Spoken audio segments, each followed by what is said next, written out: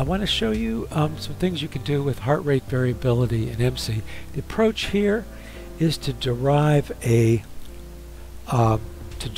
channels like an EEG channel, but that a channel that will show interbeat interval, heart rate, and log heart rate based on the RR intervals from your ECG channel. So by deriving a channel like this, then you can do event-related analysis just like you can with the ERPs. Okay, so I want to start basically from scratch here. I have a folder here. It's zipped, but basically all it has in it is the 9999 ERRT BDF file you provided and a small script. And I'm going to start with a blank slate here. So I'm going to do File, New Workspace. That's what I usually do. Then I usually just, when I'm starting from scratch, I usually just save it to the folder I'm going to work in. Let's see here. This will vary depending on your computer. Okay, there it is. Okay, there I am. Okay, I just navigated to the folder I want. I'm going to call this EMSE-909. That's 02. Okay, 909 is just our internal number. Okay, and I'm going to rename the project as 9999, subject ID. Okay, now I'm going to right-click here and add time series data. I'm just going to add the BDF file, and now I'm going to load it. And in this case, I'm going to start without making a probe. In the future, going forward, I think it'll be interesting to show how you can perform a cross-analysis between EEG channels and heart rate derived channels. But for now, let's just forget about electrode locations, probe information. I'm going to say no here.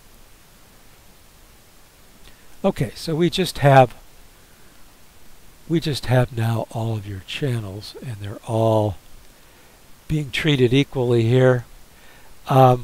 Let's go down to your, okay, so here, okay, there's your respiration. Now that they're all, since we didn't add a probe, these are just all considered on. I know from what Laurel sent that the EXG7 and EXG8 have ECG on them. We can see it very clearly on EXG7, and I just double-clicked on that one. EXG8, yeah, you can see it there. And one thing we could do is derive a bipolar EXG7 minus EXG8. But in this case, I don't think that buys us very much. We have such a nice clean signal on the EXG7. So I'm going to keep it simple as possible here. Let me just turn off then all the channels except for, I turn them all off, except for EXG7. I'll turn that one back on. By the way, if you do have a probe, if we are doing EEG as well, then the behavior for turning a channel on is a little bit different. You can only then turn on channels that have 3D locations, like electrodes. We can treat that later. For now, I just want to treat it a little more simply by turning it on. Otherwise, it would be passed through if you also had EEGs in there. Okay, that's just a side note. Let me just say okay. Now we have our basically just one channel here. And we have really clean ECG on this channel. I do know, let's see, looking at this downstream a little bit, yeah, we can see there's a little bit of drift that's perfectly normal with a DC recording. So one way to treat that drift would be with a polynomial detrend. Let's see what that does. Third order. That's designed to remove the drift throughout the whole recording. Okay. Yeah, let's see. Let's go down here. Yeah, that's pretty much then restored the baseline. Let me uncheck it there just to see what it was. Yeah, so before the polynomial detrend, it's not on baseline. Afterwards, it's brings it back to baseline. Okay, so that's going to facilitate the detection of the R peaks, which is what we want to do next. Oh, note that we've got all of your event codes in there. All right, I'm going to do this right arrow, just expand it a little bit. I want to see like an individual. Let's go back one more so we can see two in there. Okay, so for this participant, just taking one interbeat interval, that's about 915 milliseconds approximately. Okay, that's kind of what we'd expect. Heart rate a little bit faster than 1 per second, or a little bit faster than 60 per minute. But what we want to mark now are these R peaks. So let's say Q, R, S, T. If I'm in chart recorder mode, this is the only channel we have, but let me go into superimposed mode. The advantage of this now is we have a unit scale here, and it's showing millivolts. So let's look. We want EMSE to mark the R peaks. So we have 1 millivolt here. Based on a first try, and the main thing is we don't want to spuriously detect these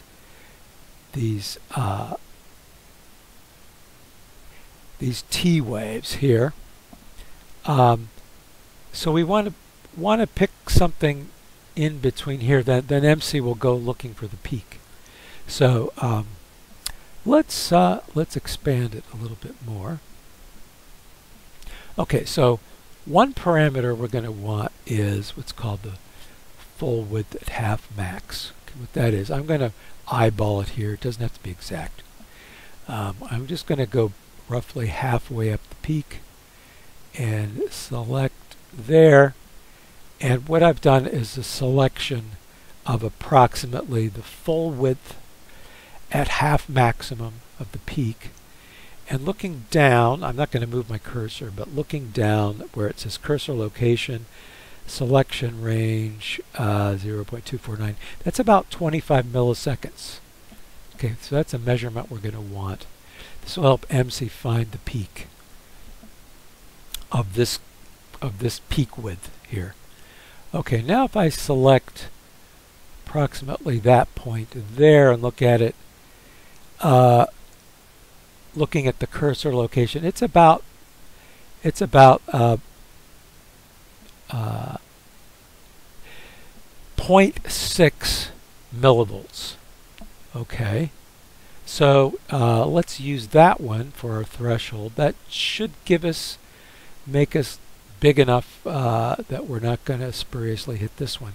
But to double check that we're not going to hit the T wave and trigger off of those, we're going to have a refractory period. And it'll be safe to have select a selection range of about 454, but that'll get us well past the T wave.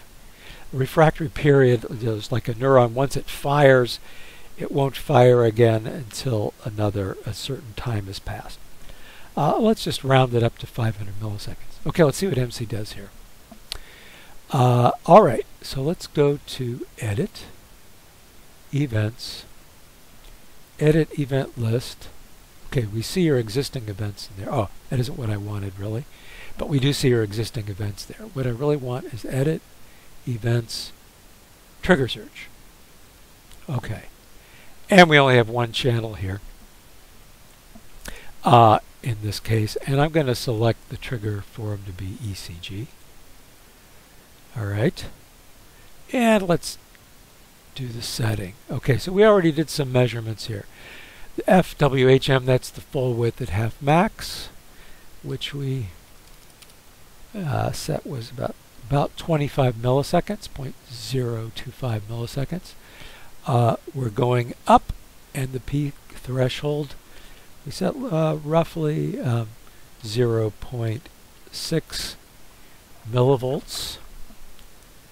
Hopefully we'll do the job there. And refractory period about half a second, 0.5. Now for that, this subsequent script to work, it's going to assume that the R waves are marked with the name capital R. So let's give the peak name R, capital R. I'm going to say OK. I'm going to say OK here. And EMSE is going to go looking out for. Okay, so don't pay attention to this first one that shows up here. Let's just, I think it'll, yeah, once you say OK, the R wave aligns where you expect it to be. So this one looks good. Let's see how it looks. I'm just now compressing. Okay, and sometimes if it appears that you're missing some, it could just be a display issue. In other words, it could be kind of a graphical issue. But if I'm just going to sort of randomly check here, see if we're missing any, we might have missed, looks like we really did miss this one.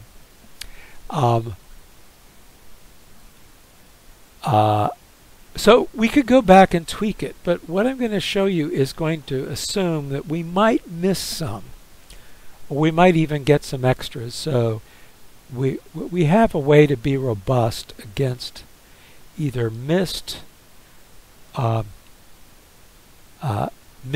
waves or extra ones. So it looks like we have at least one missed one there, and we'll deal with that subsequently. Okay, this looks reasonable to me, so let's proceed. All right, so the next step now, I want to save these events. So let's do, I'm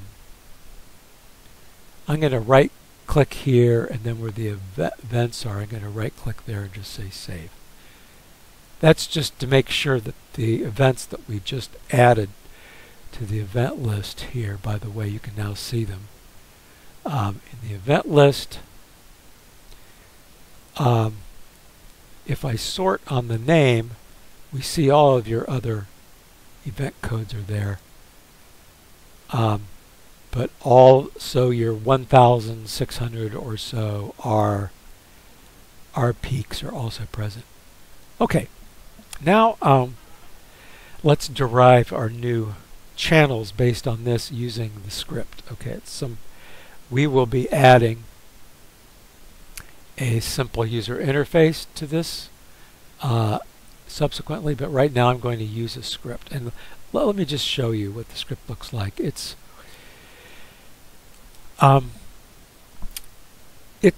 simple. By the way, I'm looking at this in a text editor called Notepad++, and I'm using it with the language called XML. So EMSE scripts are formatted like XML. For example, you can see there are at the top we have these things called string variables. One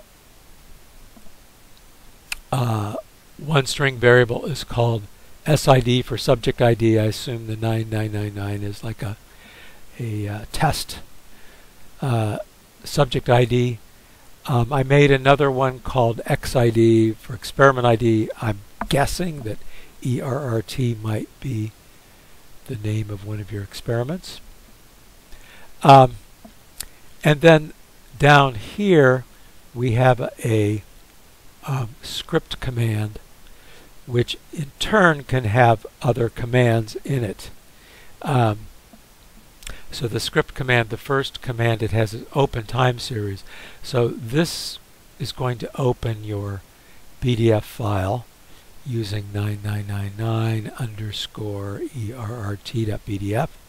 Okay, so note you could put this in a loop if you want to have multiples. And our HRV command is so simple right now, it doesn't even have any free parameters. And so, but it's called HRV. So we're just going to basically open this time series, perform this on it. This will show you what it does. Okay, this can be open or not. Let's leave it open. But notice this little asterisk means the changes we've made to the workspace haven't yet been saved to the WKS file. So I'm just going to save that. Okay, that means the WKS file is now reflecting this. Let me just go to batch, run script. And it's the only script in there when we were just looking at, has the extension script.xml. Let's just run it.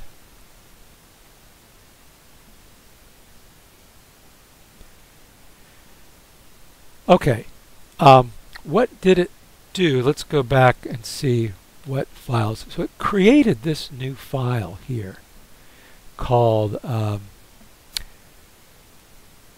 with the original name, pdf.hrv.bin. Now we can add that to the workspace. So let's do that. So I'm going to go right click, add file. Let's just add that one to the workspace, and I'm going to load it. Oh, well, once again, we don't want to probe here.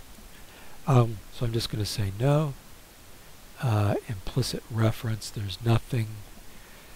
There's really no reference. Okay, so let's take a look at what we've got here.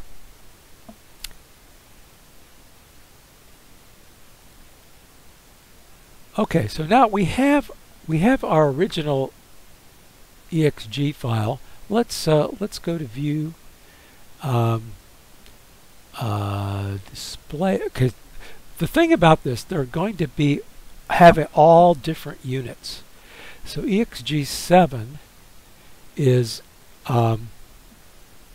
see now we're not looking at this one up here anymore. So I just want you to be clear about that. All the same information carried over from the top one. So when I zoom in on that channel, EXG7, we see exactly what we saw before. But now let's look at the IBI channel. Okay. Here's something for improvement. The units here are really no longer millivolts. They're really milliseconds. Okay, why? So we have across the bottom seconds, and here we have an RR interval. What we have, see this one? If I point there and look at the cursor location, it says it's about 9. It says so that's approximately 900. If you interpret that instead of millivolts as milliseconds, that means the IBI there is set at 900 milliseconds, which if we mark the RR interval, it's very close. If we say selection range at the bottom, it's about 904, but that's very approximate, subject to a little bit of error because of my selection of the cursor. Okay, here's another one. This is shorter. So here, if I go to that one, this level, it says it's about 7.952 e to the minus 1. So that's about 793 or so, that level.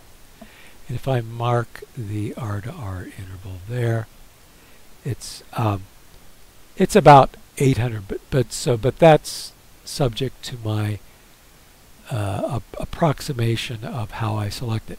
So the way EMSE is doing it is actually exact. So the point here, the levels shown on the channel are between the two R peaks, and the levels are the interbeat interval scaled to seconds. In this case, we're showing a millisecond scale.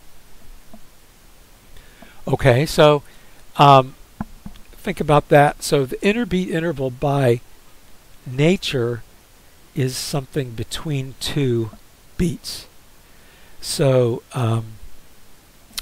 so that's why EMSE is putting these in step functions between beats. And an advantage of this is that what we're getting is not just a series of IBIs, but we're actually getting them integrated with the same time scale as EEG, and we can do ERP-like analysis, as I'll show shortly. Okay, let's look at the other channels. Here's the HR channel. Now,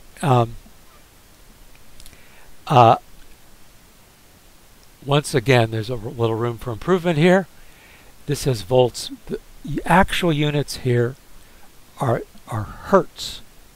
So heart rate here is not, we're not showing it as beats per minute, rather beats per second.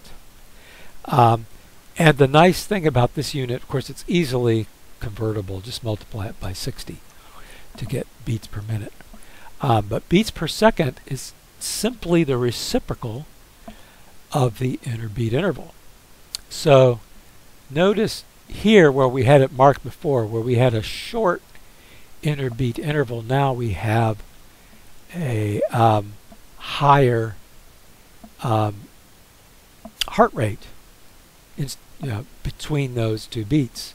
So it's simply the reciprocal. And if I point here to what I'm looking at, it's about 1.25 hertz. So there, it's a bit faster than 60 beats per minute. Okay, so I think you get the idea there. Now then, this other one, log heart rate. Okay, so here now we have it marked. Logarithm is a monotonic function, so and it's going to be have the same ordering as heart rate itself. So we see that this one, the log heart rate, it's except for this one over here, this is the fastest, or the shortest interbeat interval, the highest heart rate, having taken the logarithm here. Advantage of taking the log is that log heart rate is exactly the same as negative log interbeat interval. So if you're ambivalent about whether to use heart rate or interbeat interval, you might want to use log heart rate because it's so easy to translate between heart rate and interbeat interval. You just it's just reverse polarity, multiplied by -1. So multiplying this by -1 exactly will give you log interbeat interval. And the other thing about that is it just puts IBI and heart rate on a common scale, you could say. All right, up to you.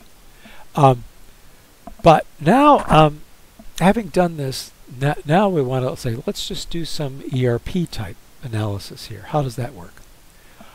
Okay, let me save this workspace. Let's do an event pipeline on it. Okay, so not sure if you're familiar with this, but let's select a sample data set. Anything that has all the events in it we're interested in. So I'm just going to select a sample file. We can skip over these two steps because we don't have any, I'm not going to do any complicated contingencies. Let's create some bins. So I'm going to skip to step 4. Now I know that your events 111, 112, and 113. I have no idea what they are, but I noticed earlier you have about 54 or so events of those 3 kinds. So let's make a bin called 111. And let's make a bin called 112. Let's make a bin called 113. Okay, now all of these bins are going to share the same epoch. So let's go to the epoch. So I'm going to go here, edit, epoch. Let's see, what do we want? I'm not sure, but yes, since IBIs are kind of, well, let's do something ERP-ish. Okay, so let's do a 200 millisecond baseline. Okay, this obviously you can make it what you want. Let's do 200 milliseconds to 1 second. Let's make use the same as the interval of interest. We don't have any filtering going on. Now I would recommend here to start with these, unlike ERPs, let's not do a baseline just yet. Later on we might want to do a baseline, but why not do baseline now to see what the change of heart rate is with respect to baseline? The reason is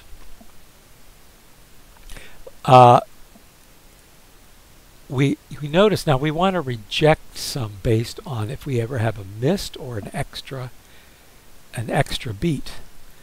And so what I will suggest here, let's see, let's go to simply to the IBI channel, and we're going to reject some based on, say, interbeat intervals that are either too small or too large.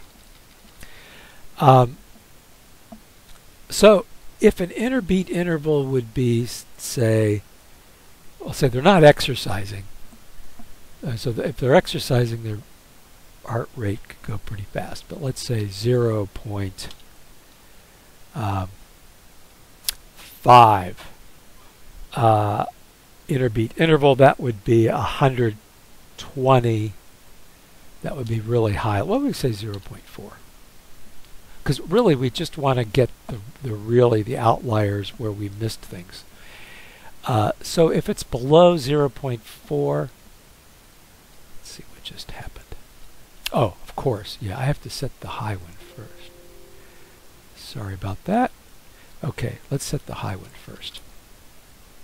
Let's set it, say, 1.2. We don't want to see any interbeat intervals larger than 1.2.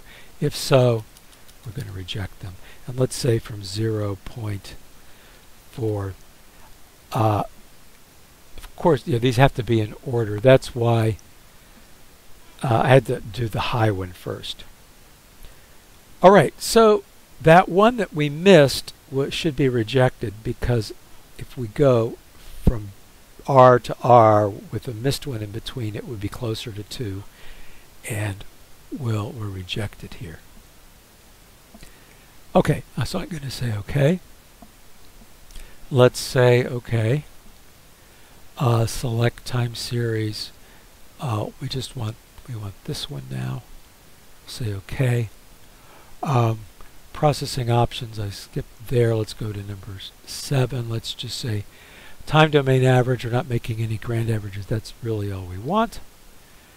We're not doing time frequency. But I will note you can do power spectra now. You can do you can do other things with these channels. So in other words, you could do frequency domain, heart rate variability, just like you would do power spectra for EEG. We're just going to do the ERP type case here. So I'm going to say execute. All right. So EMSE made these three. And they're named 111, 112, 113, -999. Okay. So let's load one.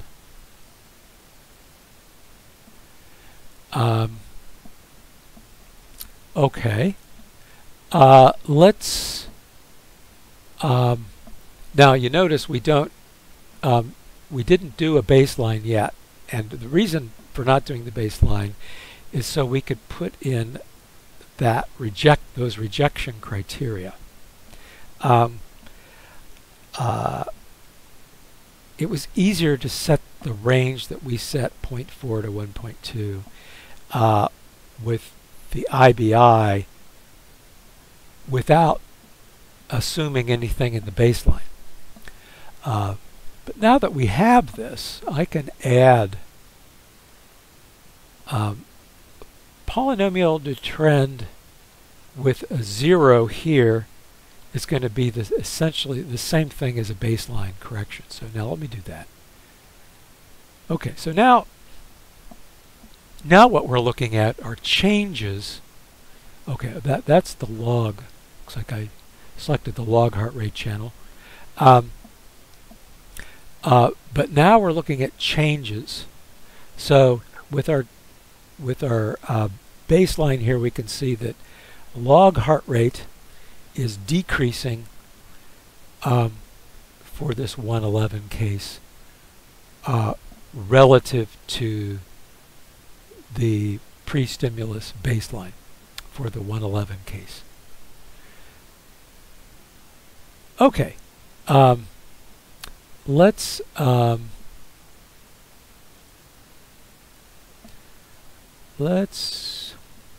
do the same here. Let's see. Oh yeah, I think I may have previously set some display preferences. I'm going to reset those. Okay, let me go back here and reset my display preferences. Sorry, that's something I was playing with before. Yeah, now we can see all the channels. So let's go to 112. Let's once again let's do baseline correction. Put a 0 in there. And let's do the same thing for 113. And I'm going to reset display prefs. You shouldn't have to do that at your side. And let's do polynomial trend 0. Okay, so what the polynomial trend basically is will enable us to look at changes of heart rate or interbeat interval relative to the pre-stimulus baseline. All right, now if we look at the EXG7 channel, it's got some variability, but that was the ECG channel, right? And now there's nothing clearly going on there. It's just the average of the beats wherever they happen to be. What we really care about these other derived channels. So let's unload these. Let me go back to this one, and let's use 111, and let's just do some comparisons. So I'm going to do 111. I'm going to go here, right-click overlay, and right-click overlay. Okay. I don't know if any of this is going to make sense to you, since you know what 111, 112, 113 mean. I don't know what they mean. But let's look at the IBI channel. So I'm just going to double-click there. And just as a reminder, let's go to overlay. Our 111 is in black, 112 is in blue, and 113 is in magenta. Okay, so and we're looking at interbeat interval. So relative to the baseline, and the interbeat interval is going to be, pardon this, something to be improved, but this would be milliseconds. So relative to the baseline, the interbeat interval for the 111 stimulus is increasing by, let's say roughly about 10 milliseconds here compared to the baseline. Whereas now the reciprocal of that, of course, is the, well, we're not looking, yeah. So 112, the interbeat interval for the 112 condition has this. So relative to its baseline, its interbeat interval is decreasing. Down here, it's roughly about 10 milliseconds decreased. And then here, 113, we have something that's relatively unchanged until you get out to about 500 milliseconds, and then it's also decreasing. So that's interbeat interval. If we look at the heart rate, it's just the reciprocal of what we were just looking at.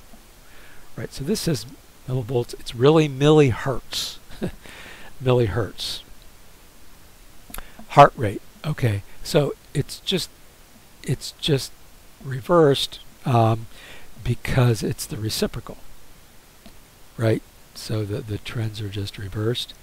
And if you want to look at the log channel, this is my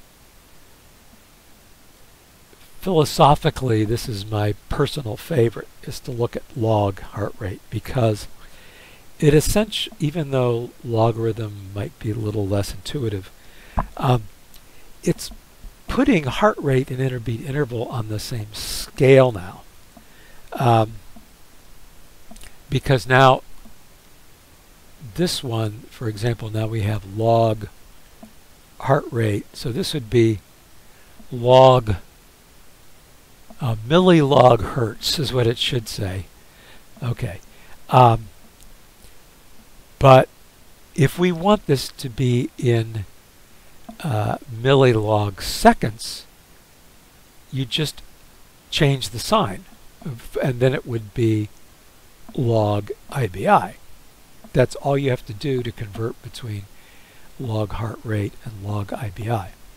So it's showing the same information, the same trends, but I personally like this logarithmic transform because it puts IBI and heart rate on the same scale. Okay, I guess that's it. I don't know if this makes sense to you in terms of what 111, 112, and 113 mean in your experiment. But anyhow, yeah, you can see that we started them with step functions, and after averaging, let's see how many we have here, for example. How many were in the average? Let's look at right-click properties. We had 100%. We didn't reject any for the 111 case. Let's see, 112. Let's see if we rejected any. We rejected one. The rejection was based on probably a missed R peak. I'm guessing. So if we had included that mixed R peak, it could have introduced a very sharp and spurious transition. Let's see what happened with 113. 53. We also rejected one here. And so it's important to do that rejection because it's hard to review everything and make sure you got every single one of those R peaks.